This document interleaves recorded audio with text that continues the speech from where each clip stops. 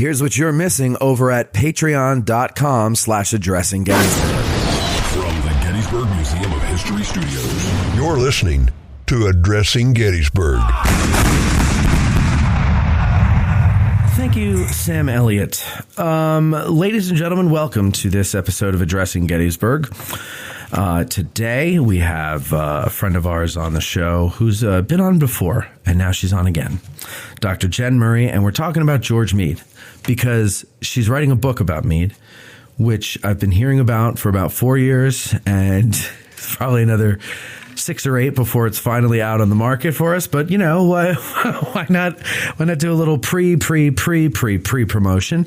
And Jen, welcome back to the show. Thank you, Matt. I'm happy to be here. Thanks for having me. You're welcome. All right. So Meade, the big thing with Meade I notice and I like is that he seems to be getting a new look from historians in the last decade or so. Or maybe it's not even a new look. Maybe it's like a first look in some ways. Prior to very recently, I always thought Meade was, kind of like I initially bought into the whole, you had Lee and you let him go. Right. And then as I got more into the study of the battle and I realized how important two things are, logistics and the condition of your men and horses. Then I became more forgiving of Meade. And then the more I investigated that, and very superficially, I was like, yeah, this guy did nothing that I don't think anybody else would have or could have done or would not or could not have done, given the circumstances. And the big thing is when I found out that, what was it? It was on the third or the fourth, it must have been the fourth, I think, when he just fell asleep on the boulder. Mm-hmm. Right? Mm-hmm. Well, that tells me everything I need to know. If you think the soldiers who were doing the fighting were tired, and this guy hadn't slept for 4 days, and he collapses and goes to sleep on a boulder, which is not very comfortable. I've tried it. That tells you all you need to know. So why do you think he's kind of getting this new look or first look or whatever? So a lot of good questions and comments there, Matt. Thank you. Let's talk a little bit maybe about some of the existing Meade books and historiography, as academics like to say. Just the history of the history. Right. So the last comprehensive study on Meade came out in the Civil War Centennial, and it's called Meade of Gettysburg, and it's by Freeman Cleaves. And it's a good book, but it's dated. It's old. So he desperately needs a new full-length biographical treatment. Okay. And that's my objective. Life-to-death study of Meade. But there's been some good works that have come out in the last couple of years that look at different aspects or slices of Meade's life. And one of the first ones that came out was John Selby's work. It's a study of Meade in command of the Army of the Potomac, and he looks at Meade from 1863 to 1865. Selby was a professor in history at Roanoke College down in Virginia, and this book was published, I think, in 2018 or 2019. With Kent State Press. Okay. So it's a good book. It's a nice study of Meade's, he's the longest commander of the Army of the Potomac. It's a good study of Meade in command for those 2.5 years. And then another book I bet some of your listeners would have been familiar with was Tom Huntington's book, Searching for Meade. Mm-hmm. Which is an interesting, he doesn't pretend that it's authoritative history, right? It's like a travel log of sort of these places where he'll come and visit and look for kind of Meade and his presence and how he's remembered and how he's interpreted. But there's a lot of good history in there, too. And that came out in 2013, I believe. Is that Main Roads to Gettysburg, Huntington? Yes. Yes. Okay. Yep. We had him on. Yes. Okay. Mm-hmm. All right. So I didn't have him on for Meade, though. I didn't know about the Meade book. Yeah, that's a good one. It's an easy read. It's fun, and it gives you a nice slice of history overlaid with memory. Okay. So it's a good book. It's a good primer.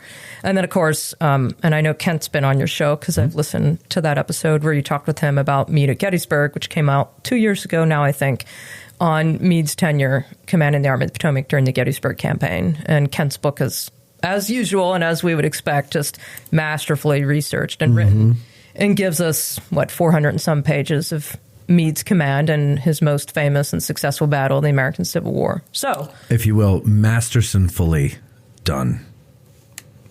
Nicely. Get it? Yeah, nicely done. Thank you. That was good. Thank you. That was good. I try. yes. So you were saying. So yeah, that's a bit of a Meade kind of renaissance. I like to say. All of a sudden, we're in this, like, it's been just a flurry of Meade attention and different scholars working on different aspects of Meade. So 160 years later, he's getting more attention than he's ever had. And it's not as negative as I seem to have noticed it being prior to recently. Like, again, like I still get in this argument with my father. We'll talk about it. He goes, I just don't understand. He had him. Like, I just don't understand. I'm like, no, he didn't have him. That's the point. Is he didn't have him. From afar, from Washington, D.C., he had him. From, 160 years later, you sitting in your lazy boy talking to me on the phone, he had him. But from Meade's perspective on the ground, he did not have him. Yeah, correct? We can talk about the pursuit too, but I'll make one other comment, sort of tackling back to this Meade Renaissance. Historically, historians have not been very kind to Meade. Right. And you can find snippets of that in so many books in Civil War scholarship. For one instance, I'll share is T. Harry Williams, who wrote a book called Lincoln and His Generals. T. Harry Williams taught at LSU back in the 1950s and 60s. And he is particularly critical of Meade for the pursuit, like you're pointing out, but a lot of other aspects of Meade's leadership, too. He finds little redeeming in Meade's kind of command and personality and these sorts of things. I mean, Meade's a fun character to sort of, I don't want to say hate, because that's too strong of a word, but sort of malign for a lot of reasons. He's not charismatic like McClellan. He doesn't pursue, which is one of the most overstated canards in all of Meade's sort of command elements, I think. He's irascible, the goggle-eyed snapping turtle, which is patently false. No one called him that.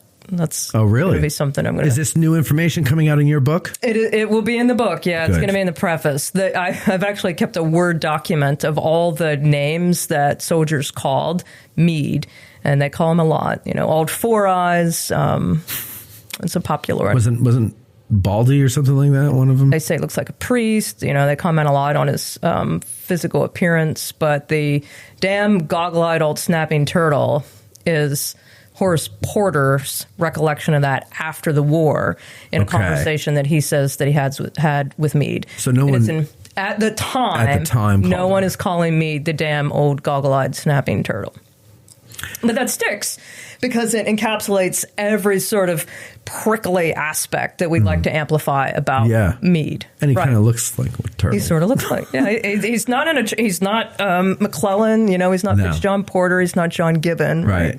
Yeah, he's not a handsome fellow. He's not a handsome fellow, right. Do you think the bad treatment he's gotten over the years stems from Gettysburg, or is that like...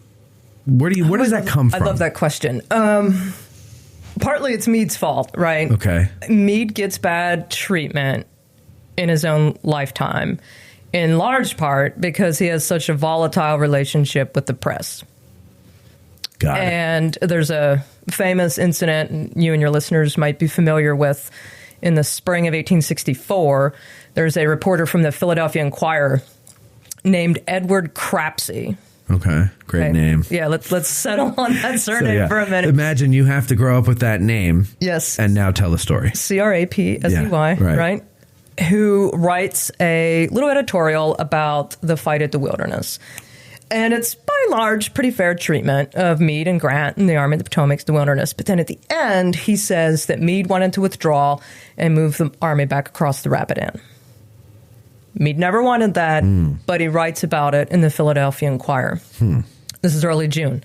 So Meade gets the Philadelphia Inquirer. He's sitting, he's reading in his headquarters, and he looks at how he's being portrayed as being vacillating. He wants to withdraw. He's not ready to fight Lee again, and he's outraged. So he brings Crapsey in to Army headquarters, calls him up, explain what happened. Why did you write this? Why are you interpreting this? And Crapsey says, well, it's sort of what I hear, it's the rumor in the camp. This is what I thought happened. And Meade says, that's not true. It's disingenuous. I never wanted to withdraw the army. Keep moving on, So he expels Crapsey from camp. Right. He puts him, he sits with Marcina Patrick, who is the provost marshal. Strict Martinet, right? Disciplinarian. Is he a friend o' Meade's or no? Sort of. I mean, they're West Point classmates, but the relationship is largely amicable, but not always. And Patrick will grumble about Meade at different times. But anyway, this is like the kind of the worst person you could pick to dole out this punishment, because Patrick is going to write this punishment for Crapsey to put him on the back of a mule. And he has a placard draped around Crapsey that says "Libeler of the Press," front and back, right? Like sandwich board over Crapsey. Mm-hmm. He's sitting on a mule. He gets one of these regimental bands to come out and play this funeral hymn. Oh, jeez. Calls out elements of the Army, and Crapsey's drummed out, I think, at 11 o'clock in the morning of the Army of the Potomac's camp. Wow. Like literally drummed out of camp. So Crapsey is publicly humiliated. What's he going to do? He's going to publicly humiliate back. He gets together with all of his correspondents, like Sylvanus Cadwallader, guys from New York Times, Philadelphia Inquirer, the Herald, big newspapers in the country. And they say, and this is documented, anything good happens with the Army of the Potomac, you attribute its success to Grant.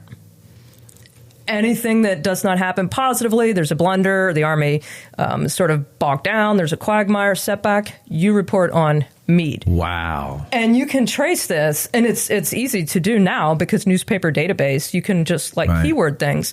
You can trace Meade's decline in the press in the spring of 1864, where the headlines used to be, Meade's Army, Army of the Potomac, General Meade, da-da-da.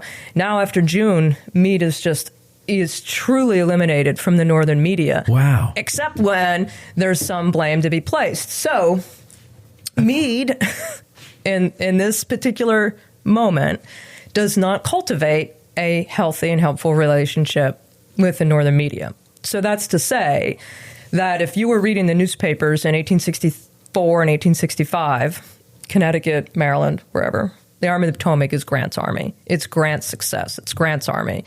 Grant's defeating Lee. Meade is virtually written out of the storyline in his own lifetime. And he knows that. Meade writes endlessly about how he's perceived by the public. And he's an insatiable appetite for media. He's constantly reading these papers. And he's outraged about his sort of exclusion. And he writes to his wife about it, And he has this one quote. He says, I have this great contempt for history because I don't believe the truth will ever be known, right? Which I think about a lot, right? He's thinking about his image in his own lifetime. Yeah. His own lifetime. So I think that's large. I mean, that's one explanation, a large one, of why Meade is portrayed the way he is and why he was kind of neglected for so long. Plus, he dies in 1872. Right. So he's not going to be involved with monument dedications or reunions. He doesn't have an opportunity to write his memoirs. Think of Grant's influence in writing his memoirs, all these guys. And he's deprived of that opportunity because he dies at the age of 56. So that means that his legacy falls to other people, whether it's his son or his grandson or other veterans, Philadelphians particularly. They're left to carry on and promote his legacy. So that's so interesting because you had said something before, just in that whole thing, and it was something about, I can't remember exactly how you said it, but I was just having this conversation in the show I recorded this morning, and that, and I was having this conversation last night on the way home from dinner, is the more I read about history, the less I believe it. Because, as you just pointed out with Meade, there was an agenda at the time in the newspapers against him. There was a plot against him to make him look bad. And how many Meade biographers or, historians who wrote about whatever that included Meade, but they weren't doing a book about Meade per se, read those papers, but didn't dig any deeper. Mm-hmm. And they just took that and then just regurgitated it in their books. And then how many generations read that book? And so the history that we read, is, close, but it's not truth. It's fact. But it's not really necessarily how it went down. It's just how it was reported. You're right. And the example of Meade being called the damned goggle-eyed snapping turtle is one of them. If you pick anyone out on the battlefield and talk to them a little bit about Meade, they're going to say he was short-tempered, he was a snapping turtle, right? Like, they know these, like... Listen to the rest of this interview and dozens like it. Support the show and get early access to special episodes, early and discounted ticket sales, and more. The second lieutenant level and above gets access to all monthly Patreon episodes. So please go to patreon.com/addressinggettysburg, choose a tier, and join. And I thank you in advance.